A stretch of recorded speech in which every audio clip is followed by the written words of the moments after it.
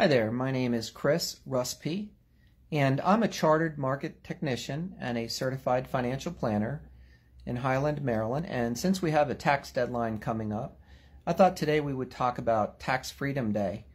Tax Freedom Day is kind of a theoretical day when the average American has earned enough money to completely pay off the average person's federal tax bill.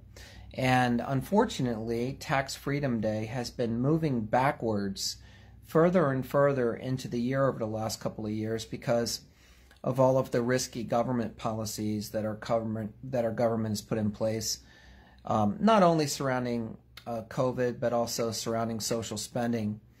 In 2019, the Tax Independence Day was April the 16th, which meant that the average person had to work from January to April the 16th just to pay their federal tax responsibility.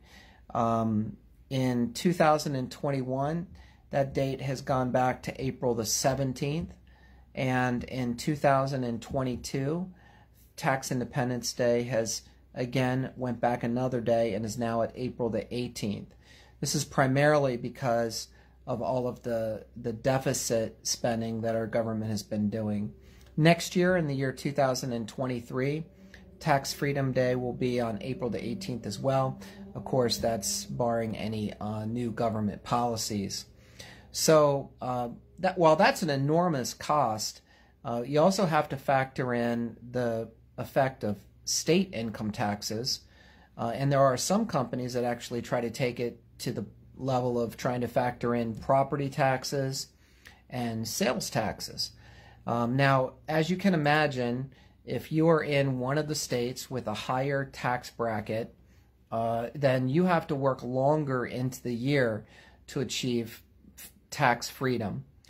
California has to work until April the 20th. New York has to work until May the 3rd. New York is the worst state in the country for tax freedom. And this is, of course, based on average numbers. The states that have no sales tax, no income tax are usually much better.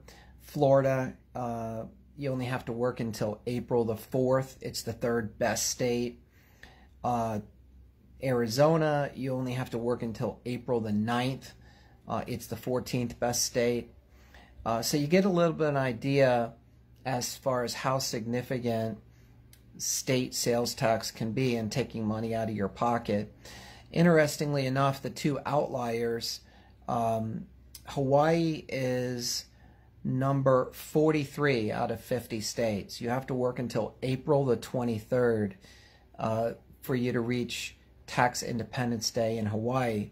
And the number one state is Alaska. And Alaska, you only have to work until March 25th to reach Tax Freedom Day. And of course, there's special circumstances in place in Alaska with the oil reserves that they leverage. So I always like to try and come up with ways to make our tax burdens tangible for people, and I think Tax Freedom Day and Tax Independence Day is a good day for us all to remember. I'm going to be coming out with additional videos over the next 2 weeks because April is Financial Literacy Month. If you want to make sure that you don't miss any of those videos, make sure you hit the like button and hit the subscribe button right now before you move on to something else. And hopefully you have a good tax day. Hopefully it won't be too painful to you. And I'll be back talking to you next week. Until then, have a good day.